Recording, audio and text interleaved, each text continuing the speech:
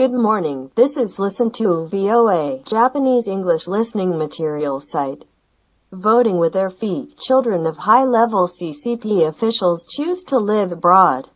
By Ming Yang, August 3, 2020, Washington. A recent article by an outspoken Chinese sociologist has gone viral on Beijing's tightly controlled social media, sparking debates about the children of China's privileged class who choose to live overseas.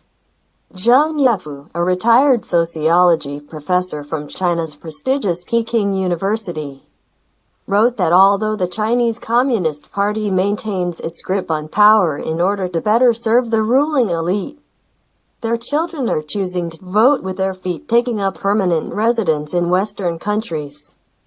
Exactly how many children of China's Communist Party leaders choose to live overseas is unknown.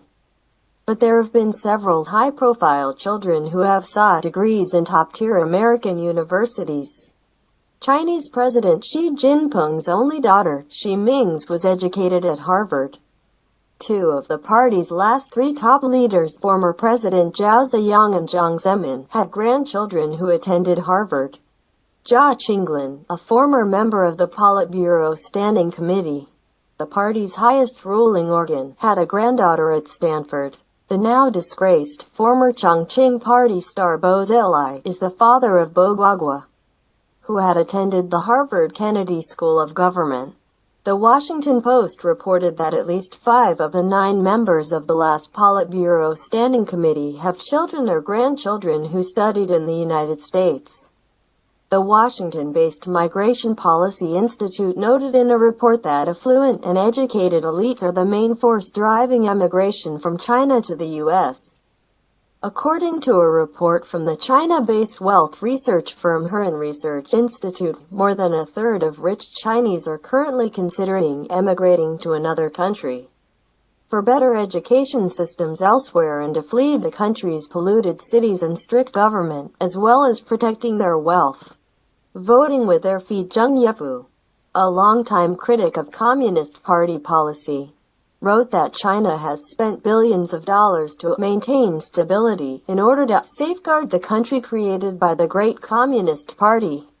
Zheng argued the effort is mainly aimed at protecting the country's privileged class and passing those economic and political advantages on to their children. Yet, he noted, the children of a number of Communist Party leaders seem to be indifferent to the idea of inheriting their parents' political power. They have voted with their feet and moved to Western countries, particularly the U.S. They don't love the power. They love America, Zheng concluded. He pointed out there are several reasons for this change of mind from their fathers and grandfathers, including a worsening environment for freedom of speech and movement, and a general dissatisfaction with the previous generation's way of seizing and maintaining power. He also noted that after China's opening up in 1978, people have the chance to go abroad more freely. Benefiting from that policy, some of these elites decide to stay in Western countries after comparing the two ways of life.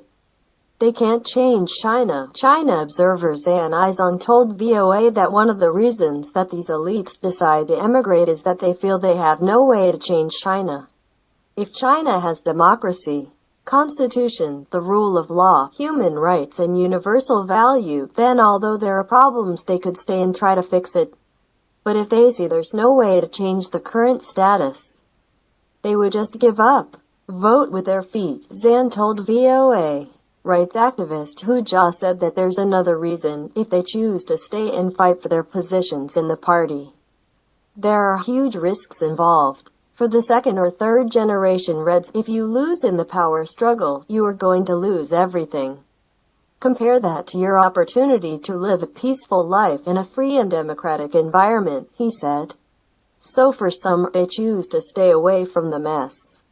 That's all. Thank you. Listen to VOA.